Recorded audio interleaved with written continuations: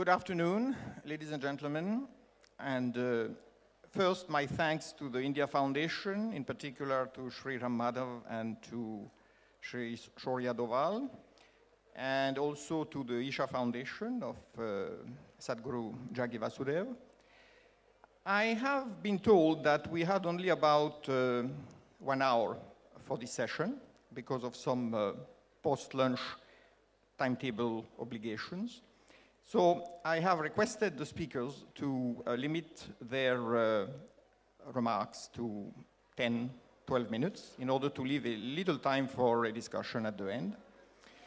Then I must say that as an introduction, I have been handed the sticky wicket to use a term very familiar to the contemporary Indian culture, because I'm supposed to speak about essentially about Semitic religions. And I was told by several people that it was not entirely clear what was meant by Semitic. And not only in the Indian context is Semitic a rather hazy notion, but even in the West, there is a great deal of confusion. So I will provide as an introduction, since I am the only person of European origin on this panel, a very brief introduction to the history of the ideas. And then I let the speakers expound on one particular aspect which concerns them especially, which is essentially, well, primarily the Islamic situation, and particularly the Islamic contemporary situation in India. Now, Semitic actually comes from Sem, who is one of the patriarchs of the Bible, of the Old Testament, and also a prophet, the first son of Noah. And Sem is supposed to have a very numerous progeny. We are not talking races. Race is a concept which is quite foreign to ancient civilizations. It was a lineage. And in the lineage of Sem, we find a number of prophets. And the first one who is identified as a specific prophet of the Semitic peoples is Abraham. And then after him, we have a whole long line going down to Moses and further down. So, and of course, Ishmael on the side of the Arabs. So it is the tradition and the culture inherited by the descendants of Abraham that is normally described as Semitic or Abrahamic. I might incidentally point out that the concept of Semites or Semites that is carried in the Old Testament is not connected to the 19th century concept of a Semitic race, which became popular in Europe, because interestingly enough, you find in Kabbalistic writings of the early part of the Common Era references to the lands of Goter and Yoktan, which are described as Semitic, and which actually correspond to today's Afghanistan and Pakistan, which means that in that Hebrew cosmology, what is today Pakistan was regarded as Semitic. I'll let you ponder that. Now, why is the notion of a Semitic family of ideas relevant? Well, because, let's face it, Semitic religions conquered vast part of the world, and from the 17th century onwards, there was a general perception that they were on their way to taking over all of humanity, in particular Christianity and Islam. And if you read Macaulay, who is highly, if not popular, at least quite famous in India, you see how he was expatiating on the irreversible spread of Christian civilization and how all pagan polytheistic civilizations were bound to disappear. So the concept of a Semitic civilization was intimately tied in his mind and in the European mind primarily to Christianity, but also, of course, what came to be known as Judeo-Christianity, because very often the Jewish and Christian civilization came together, even if they had their internal disputes, and also the Islamic civilization. And we see that even today, practically all of Africa has become either Christian or Muslim. There are very few people who still practice the traditional African religions. All of South America, with a few exceptions, is also Semitic, you might say. North America is the same, and in Asia, there has been a great deal of headway being done, and as you know, even in China, there is a great deal of concern on the part of the political leadership that tens of millions, if not maybe over 100 million Chinese have been publicly or unofficially converted to Christianity. Now, to end this introductory remark, I will say that what characterizes Semitic religions in general and very broadly is one, the belief, and belief stands above reason because it was given from the beginning by the prophets. So it is a belief in one God who is overwhelmingly attributed male characteristics. Then there is an exclusionary concept that you cannot associate this religion to any other. If you follow a Semitic religion, you are not supposed to worship or pay respect to any other divinity. And three, that there is an obligation as a human being to fight for your God, to defend his primacy, and to eventually push back or even eradicate other religions. And we find that in the Old Testament, you know, where the Hebrews burnt the sacred groves of the pagans, or where when he got married, Jacob took away the idols of his father-in-law so that he couldn't worship them anymore. So these are references which have been, of course, carried through history and which find their application in the Christian tradition and also in the Muslim tradition, in such things as holy war, and also the inability to have an equal relationship with non-believing monotheistic people, because either they should be clients or guests, or they should live in a separate state. And in the West, this was carried also quite far, because in the 17th century, with the beginning of Enlightenment, we had the concept of cuius egio, eius religio, which means the religion of the king should be the religion of his people. There is no room for anybody else to practice another religion. So we see that this is a very widespread concept, and it is, as I said, even today dominant. And even though Christianity is going through a great deal of turmoil and questioning, there is still a concept that Christianity provides, in a way, the only path to rationality. So in that sense, monotheism and atheism often have a strange association, insofar as they are united in their fight against polytheism, paganism, idolatry, etc., etc. And then, if you look at modern science, and this is where I will end, you will see that surreptitiously, a lot of monotheistic concepts have penetrated modern science. For example, the Big Bang, which was, the theory was built by a Jesuit who was a professor of physics, and the Big Bang is an attempt to reconcile the theory of creation in the Bible with modern cosmology. Then you have, for example, the concept of anthropism, which means that humans are central and that the universe exists only because humans are there, and technically there couldn't be any other intelligent superior life anywhere in the universe. And finally, you have the concept of intangible, eternal, unchanging laws, basically like a code of law like the Decalogue. And yet, science discovers that laws may not be unchangeable, and there are quite a few prominent scientists, including my friend Rupert Sheldrake, who are convinced that laws are actually changing. There are no such thing as unchanging laws of nature. An unchanging law of nature is only a projection of theology into science. Now, with this brief introduction, where I've tried to do justice or injustice to Semitic civilizations in general, I will ask the first speaker, Tufail Ahmed Sahab, to give us his own insight into some of the things that have to be, in his view, carried out in terms of internal work, in terms of internal churning in the current Islamic philosophical and also political and social concepts and applications.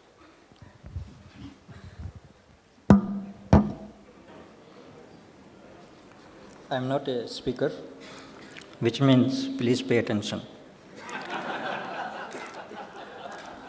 I am thankful to the Indian Foundation for inviting me to this conference.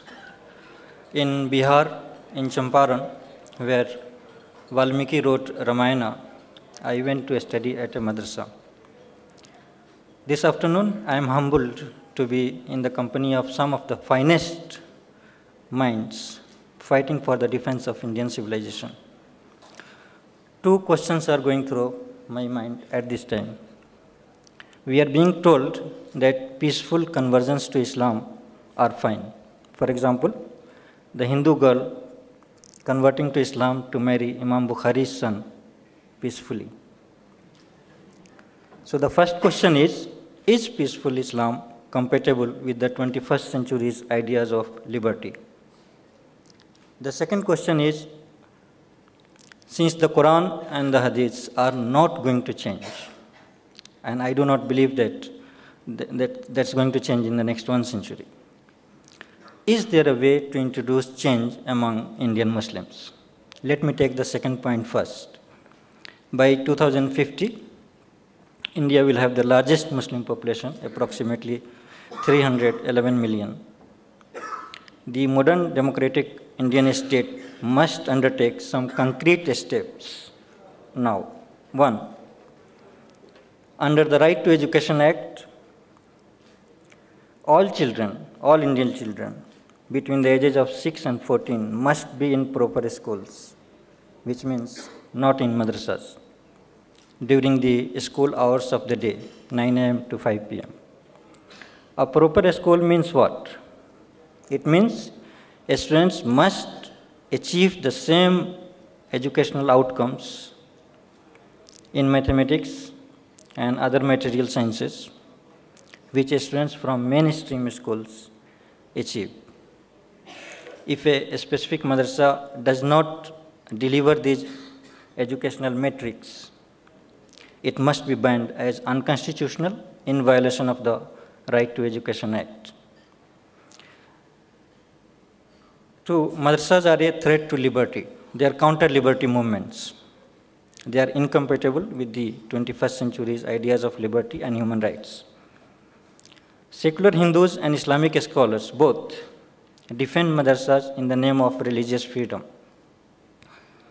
But under the Indian Constitution, among all the fundamental rights, the right to religion is the most inferior. I repeat, the most inferior, the weakest right available to Indian citizens. And if you want to read, you can read Right to Religion, Article 25, subsection 25.1 and 25.2, both of which are absolutely clear that right to religion is the weakest right available to Indian citizens. I am not saying that the right to religion does not exist. My argument is that the right to religion is superseded by all other fundamental rights. Let me explain. I have a fundamental right to eat. I have a fundamental right to drink. I have a fundamental right to breathe. But my fundamental right to breathe will override my fundamental right to eat and drink. The Constitution is clear. I mean, it's a matter of interpretation.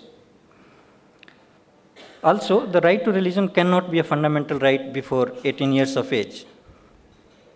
If you can't have sex before 18 years, if you can't vote before 18, then I don't think that you can have a fundamental right to religion before the age of 18.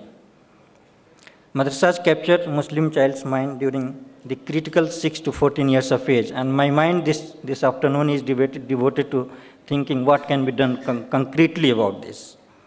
6 to 14 years of age is an age when children are required to be protected by the Indian Constitution under the Right to Education Act. For this age group, madrasas should be allowed to teach the Quran and the Hadiths outside the school hours of the day or after 14 years of age. If we follow this constitutional measure, we can hope that at least 20% of Indian Muslims will emerge as agents of social change in the next half a century, not now. My biggest worry is this, and I see a lot of people here who are going to be chief ministers, federal ministers. My worry is that the Indian state has abdicated its role regarding our children in this age group of 6 to 14. Not only this, the Indian state has not only abdicated its role, it has allowed its role regarding our children's future and well-being to be substituted by religious institutions like madrasas. Regarding the Uniform Civil Code, the spirit of the Indian Constitution is absolutely clear, but Indian judges have regularly failed to interpret it in a right way. As per the Constitution, the Indian state is not empowered to see Muslims or Hindus or Christians as communities. The Indian state is empowered by the Constitution to view every Indian as a citizen, full stop. It means if a Muslim woman, any Muslim woman, went to the court to claim that her right to equality is undermined by Muslim personal laws, her right will prevail over the community laws, over the Muslim personal laws. Under the Indian Constitution, a community does not have any right over the individual. The Muslim siege mentality and minority syndrome reside in religious rights, Hindu-Muslim rights, and quota politics. So what can we do about it? Secular Hindus promote this mentality because it sustains their idea of secularism. To remove siege mentality, India must ensure radical zero-tolerance police reforms, and we must make quota politics redundant. How we can make quota politics redundant in our country's political conversation? There are ways. One way is we should evolve a policy of free books, free clothes, and free schooling for children of all BPL card holders, those families which are below poverty level, irrespective of their religion and caste. And this can practically undermine the quota politics in the country. This is doable. To return to the first question, is peaceful Islam compatible with liberty? Secular Hindus tell Muslims, we will give you secularism and 5% quota. Instead, as a Muslim, I want secular Hindu leaders to come and tell me, we do not promise you 5% quota, but we will guarantee your daughter mathematics, economics, and sciences from grade 1. My argument for Muslim parents is this: if you can teach the Quran from LKG level, why cannot you teach mathematics from grade 1? The argument must stay within the ambit of the Right to Education Act. The Arab Spring failed because there was no infrastructure of liberal ideas in the Muslim societies. The Islamic State, or ISIS, gained support globally, even in India, because conducive ideas already exist in our societies. The ideas due to which jihadists attacked Charlie Hebdo magazine in Paris are already propagated on a wide scale by Braillevi scholars across India, especially with regard to blasphemy and apostasy. To conclude, as a long-term strategy, the Indian government must introduce 3 textbooks from grade 1 through grade 12. 1 on Indian classics such as Upanishads, Mahabharata, Gita, and classical Indian thinkers. Second, a primer on the Indian Constitution's ideals regarding equality, especially about equality of women. Third, a primer containing good points from all religions. These are must, and the federal government cannot walk away from its responsibility by arguing that education is a state subject. 4 Mumbai youths who went to Iraq and joined ISIS, they went about 2 months before Abu Bakr al-Baghdadi declared himself as the caliph of all Muslims. Later, some Muslims went from Kerala and Azamgarh. Others were stopped in Hyderabad and Kolkata from leaving India. One youth was preparing to carry out a suicide attack at the American school in Bandra, Mumbai. Indians based in Australia, Singapore, AFPAC region, UAE, Qatar, and elsewhere went to Syria and joined ISIS. Currently, pro-ISIS activity is being noticed in a dozen Indian states, from Assam to UP, from Maharashtra to Andhra Pradesh and Kerala. At present, the number of Indians in Syria could be about 50, going up to 300. For Islamic reformation, a vital question is it possible that an entire generation of Muslim youths can abandon ideas inherited from their parents and Islamic clerics? Fortunately, history gives us hopeful lessons. In Italy and Germany, for example, a generation of youths abandoned their parents' belief in Nazism and fascism. In India itself, Hindu youths have abandoned castes and sati. Christianity and Judaism went through their internal conflicts. The Bible and the Torah were removed from public life. In India itself, the Manu Smriti has been abandoned. Since Islam is the youngest of the Middle Eastern religions, there is hope. The role of Quran must be limited to mosques, and we must study peaceful Islam, and the Islamic reformation must begin now within the age group 6 to 14 years. Thank you.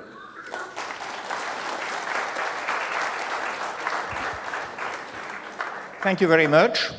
I am happy to see that you provided some useful reflections on the very various notions of secularism, because in AA, secularism is also a church word, which meant that the church has to adapt to the world. So when we think secularism is one thing and one thing alone, we obviously should think again.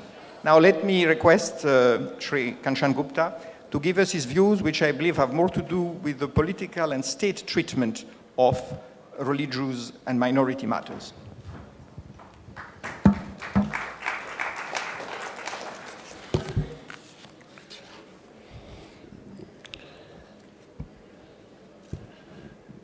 Namaskar. I would like to begin by thanking Ram Madhavji. He has been very kind and supportive. Shaurya Doval, my colleagues at India Foundation, and the Isha Foundation.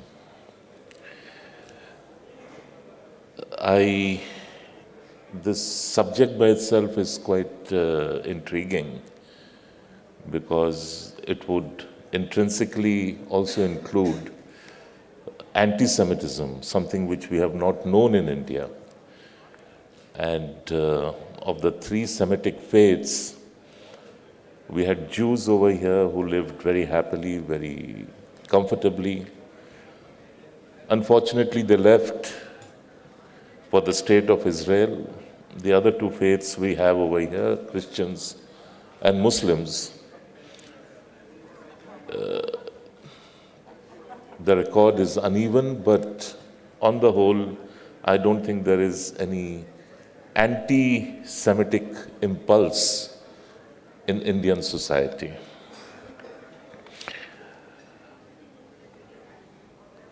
Before I get into it, there are elements which add up to anti-Semitism. The idea of heresy. In the last panel, it was briefly touched upon. Hindu Samaj never had any idea or concept of heresy.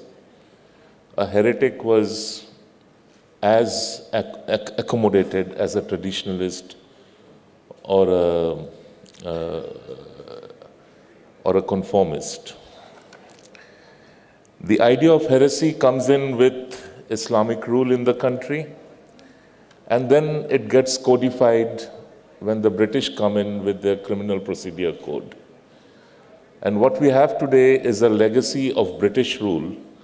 So it's not something which we created or we generated. We should have got rid of it. Sadly, we didn't. Just as, when we talk of tolerance and the existence of conflicting ideas, it needs to be said that the first book to be banned in the country was by Jawaharlal Nehru. And the first amendment to be brought to the Constitution, curbing free speech, was also by Jawaharlal Nehru. So today, to praise him as the leading light of tolerance and democracy and democratic values is a bit of a stretch. Now, coming back to the main thrust of today's discussion, I mean, when we are talking about reform, orthodoxy and reform, ideally the impulse for reform should come from within the community. And that is lasting reform, that is reform which has a certain dynamism to it. Unfortunately, it doesn't happen that way, and it hasn't happened that way in our country. We had individuals who led the reforms movement. Ishwar Chandra Vidyasagar's name comes to mind. He led from the front for widow remarriage. Then you had institutions and organizations, the Young Bengal movement, the Brahmo Samaj movement, the Bengal Renaissance, all that added up to the reforms impulse. But that was reforms essentially directed at Hindu Samaj, not at the Muslim community or the Christian community, which was quite insulated. Let me come to the first concrete state intervention which happened towards reforms. That was the Sharda Act, the Child Marriage Restraint Act of 1929, moved by a Hindu, supported across the board by all communities, Christians, Muslims, and Hindus. The select committee which was set up to study the bill and seek opinion, public opinion, received a very long submission from Muslim women asking that the Sharda Act should also cover Muslim girls, and Muslim girls should not be subject to Muslim personal law. That didn't happen. And Sharda Act essentially, which fixed the age of marriage at 14 for girls and 18 for boys, and I'm talking of 1929 when this was considered very reformist, very modern. There was not much political support for it either. 3 separate women's organizations petitioned Motilal Nehru, and they had to actually stand outside his house. They were not allowed to come in. Even Motilal Nehru was not very open about supporting the Sharda Act. Yet the bill was passed, and in 1930 it was notified, and we had the first major state intervention towards reformism.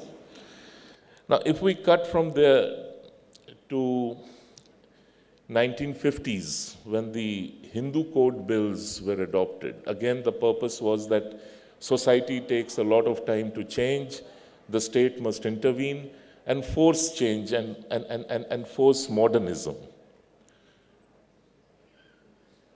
At that point of time, Jawaharlal Nehru, who was the Prime Minister, he argued that we have the need to finish what the British started towards reforms. But there was no attempt to make that reform pan-Indian in terms of bringing in the 2 major Semitic communities, either the Christians or the Muslims. And there was no compulsion to do it. It's not as if Sharia was always legitimized in this country. It was only in 1937 that Sharia got some form of legitimacy, state legitimacy in this country, and it wasn't free India. We could have junked the 1937 Act and said, sorry, we will have code bills, and those code bills will be equally applicable to everybody. Now, what happened was that the Constitution, in its wisdom, promised equality to everybody. It said that everybody should be equal before the law, and it promised liberty, and it promised fraternity. Basically, the idea was that there will be no discrimination on grounds of religion, on grounds of gender. And yet, despite that, the simultaneous existence of personal laws negates the very opening lines of the Constitution of India, because a Muslim woman or a Christian woman does not enjoy the same equality before law as a Hindu woman. There's a lot to be done to bring about reforms in Hindu Samaj. There's a lot to be done to bring it in tune with modern times, modern aspirations, modern realities. But the advantage which Hindus have over Muslims or Christians, I'll give you an example. The divorce law is the same, but it has a clause that discriminates. If a Hindu couple were to seek divorce through mutual consent, they need to live separately for 1 year. Under the same law, if a Christian couple were to seek divorce through mutual consent, they will have to live separately for 2 years. Now, this kind of inbuilt discrimination negates the idea of equality. It negates the idea, the essential idea of secularism, which was supposed to run through the Constitution, and of course Article 41, which mandates the state to work towards a uniform civil code. Two major interventionist efforts that were made. One was by Mrs. Indira Gandhi when she was Prime Minister, and she moved the adoption bill in Parliament, the Gokhale bill as it was called, which would enable everybody, whether you are a Hindu or a Muslim or a Christian or a Sikh or whatever, to adopt a child. The mere introduction of that bill, people forget today, in 71, led to riots in the streets of India. The Muslims claimed that it was an affront to their faith. This was parallel legislation meant to subvert Sharia, and therefore it must be resisted. And what we know today as the All India Muslim Personal Law Board, which is a totally illegitimate body, it has no legitimacy in law, in state sanctioning its creation, was born in 1971-72, and it is of that recent vintage. And since then, it is the All India Muslim Personal Law Board, the self-appointed guardians of Islamic faith in India, which has been forcing the government to stay off intervention and stay off creating a modern system of of laws which ensure equality. The second opportunity for intervention came in 1986, when the Rajiv Gandhi government, with its huge mandate and with its huge numerical strength in the Lok Sabha, could have forced change after the Shah Bano judgment. And yet, despite that strength, despite overwhelming opinion across the country that this should form the benchmark for initiating the process of a uniform civil code and thereby bringing in community laws, religious laws in tune with modern society, that opportunity too was missed. Instead, what we got was and it's very ironical, the bill was named Muslim Women Protection on Divorce Bill, while the law actually strips them of the right of any protection on divorce. It's only now that again the Supreme Court and the judiciary has started sounding out the government on moving towards a uniform civil code or a common civil code. And I think an intellectual movement is required to force the state to admit that there is a need to bring about equality among communities, to live up to the promise made in the opening lines of the Constitution of India by intervening and forcing reform, because without state intervention, reform is not going to happen. And if we keep on parroting the line that reform must come from within, we can wait for kingdom come, but it's an impossibility, and we might as well forget about it. So I will just leave you with the thought that each one of us has some space, some public space, and we should push for state intervention, we should push for reforms and ensure that modernity, and by modernity I really don't mean lifestyle modernity, but modernity in terms of equality, in terms of liberty, in terms of individual liberty, individual rights, in terms of fraternity. To fulfill these noble promises of our constitution, of our republic, we really must now push the government and the state to move towards a uniform civil code, because without that, the idea of contesting orthodoxy and bringing in modernity is impossible. Thank you once again. Thank you, Sri Kanchan Gupta. I was reminded while hearing you that there is that perpetual conflict between concepts of equality and concepts of liberty. You pointed out to individual liberty, and of course many are arguing about community liberty, or the liberty of a particular group of people or religion to behave in a certain way and to follow certain laws. So that's a reflection which very much needs to be indulged in, because in many cases we see that liberty and equality are not easily conciliable. May I now ask our last speaker, Sultan Shahid Sahab, to talk about the theological underpinnings of Islam. He's famous for his New Age Islam website, which I think is a very refreshing term, because when I was in the US, living in the US, I of course was familiar with New Age Islam from Pir Vilayat Khan. And of course it was all about Sufism and embracing the diversity of religions and life through art and through mysticism. I think he's bringing us a more ponderous, scriptural vision of it. So, Sultan Shahid. Thank you, Chair. I'm truly grateful to India Foundation for giving me this opportunity.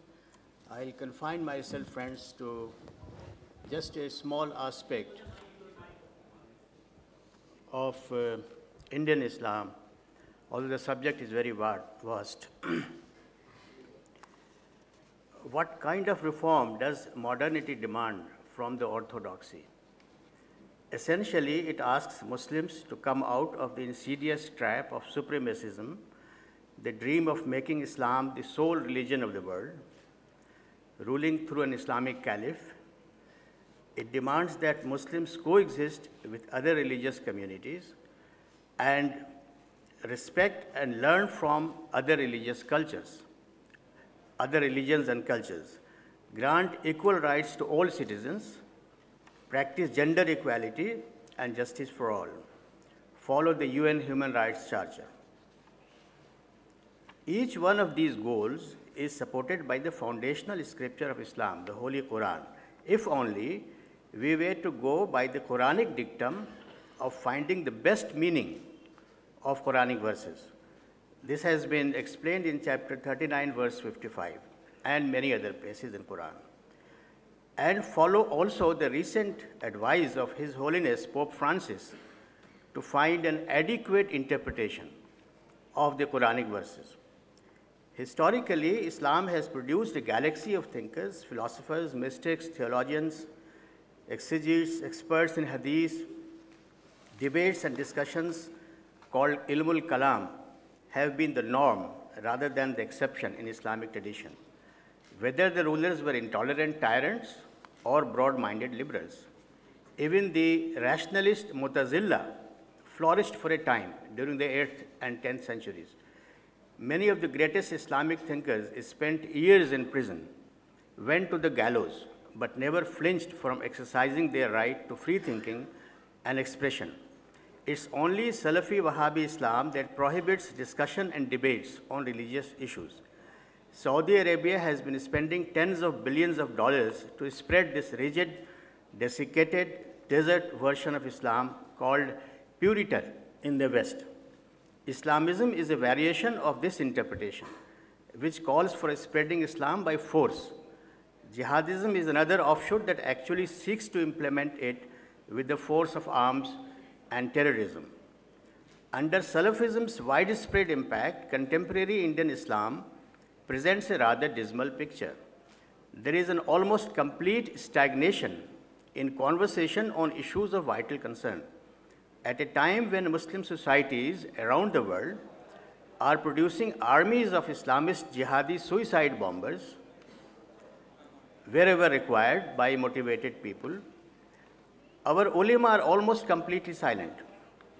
This silence became deafening when the self-declared Khalifa al-Baghdadi said a few months ago that Islam has never been a religion of peace, not even for a day, and that it has always been a religion of violence and war.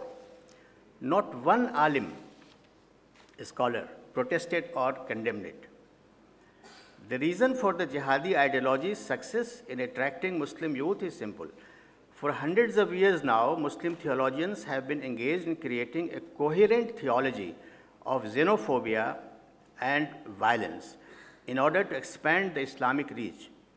Classical luminaries of Islam such as Imam Ghazali, Ibn Taymiyyah, Sheikh Sirhandi, Abdul Wahhab, and Shah Waliullah, to 20th century theologians such as Sayyid Qutb, Hassan al-Banna, and Maulana Maududi have worked out a theology which promotes the view that Islam must conquer the world. Genuine Sufis like Mansur al-Hallaj and Ibn Arabi had a very different view and looked at Islam as a spiritual path to salvation. But in their times, Sufis did not feel the need to evolve a coherent theology of peace and pluralism. The result is that today, while a theology of violence is being spread with the impact that an investment of tens of billions of petrodollars can ensure, there is no parallel, comprehensive, coherent theology of peace and pluralism available to oppose it. This is because the so-called moderate theologians too swear by essentially the same core beliefs. For instance, the main basis of the theology of violence is contextual verses of Quran and some narrations of Hadith concerning the wars waged during the Prophet's time, even though they were collected hundreds of years after the Prophet's demise. But no alim is prepared to say in clear terms today that these contextual verses of Quran and Hadith do not apply to Muslims today. Indeed, they all swear by the divinity of Sharia, though it was first codified 120 years after God declared in Surah 5, verse 3, that the religion of Islam had been completed. Let me give you an example. Among the Indian ulama, the most important campaigner for moderate, peaceful Islam is Maulana Wahiduddin Khan. In his book, Islam, Creator of the Modern World, he says, I quote, "It was God's decree that he, Prophet Muhammad, be a da'i, missionary, as well as a mahi, eradicator. He was entrusted by God with the mission of not only proclaiming to the world that superstitious beliefs were based on falsehood, but also of resorting to military action if the need arose to eliminate that system for all time." Unquote. If this is the position of a moderate Indian Muslim cleric, renowned for his efforts at building peace and pluralism, what is stopping jihadis from saying that since that false system will exist, it still exists, it is the duty of the Muslim Ummah to pursue Prophet Muhammad's unfinished mission and use military means to enforce what they consider to be the only correct system? Recently, 120 ulemas from around the world had issued a fatwa in the form of an open letter to Khalifa Baghdadi. I'm not giving details here, but I have studied that and critiqued that, and it is available on my website, newageislam.com. Any of you who are interested in knowing exactly how the moderate ulama are the same as the jihadi ulama and how they are supporting, in fact, the jihadis and our children who are studying them to go to war, you can go to my website and just, there is an internal search engine, you can put in 120 ulama, 120 ulama, and you will find that critique, which indeed, because this is a 14,000 word fatwa, and I have written a detailed analysis of that. Many of us have been placing great hope in the ability of Sufi institutions to take us out of this quagmire of Islamism and growing radicalization. But there has been a deep Wahhabization of Indian Sufism too. Most Sufi shrines across the country are now practicing gender segregation and discrimination. They have started issuing fatwas of apostasy against musicians like A.R. Rahman. Sufi literature has been gradually removed from Sufi madrasas and even replaced by literary books of Sayyid Qutb, the father of modern terrorism in the Middle East. They no longer teach books by Rumi, Ibn al-Arabi, Sheikh Sadi, Khaja Moinuddin Chishti, Baba Farid, Amir Khusro, etc. Even Sufism's basic spiritual philosophy, Wahdatul Wujud, unity of existence, or Advait, has been practically replaced by Wahdatul Shuhud, unity of appearance, or called in English apparentism, to make it acceptable in the present Salafi Wahhabi milieu and to distinguish Islam from Advait Vedanta. The concept of Islam as a spiritual path is clearly giving way in India too to the totalitarianism of political Islam. How can we retrieve the situation and maintain peace and social harmony? The first requirement, in my view, is to evolve a theology of peace and pluralism, rationality and modernity on the basis of values that are now considered universal and which Muslim majority countries have already accepted by signing the UN Charter and the Universal Declaration of Human Rights.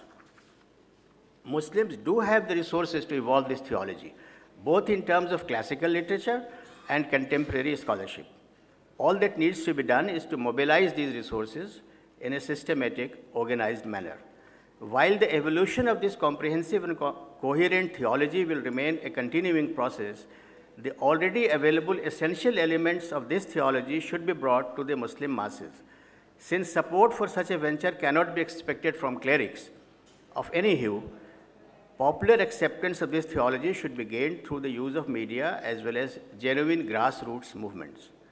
Essentially, jihadism is a Muslim problem and Muslims must tackle it. But the societies in Muslim majority countries in non-Muslim majority countries can help kick-start the debate. In India, for instance, we should confront the ulama with the poison they spread in their speeches and madrasa textbooks.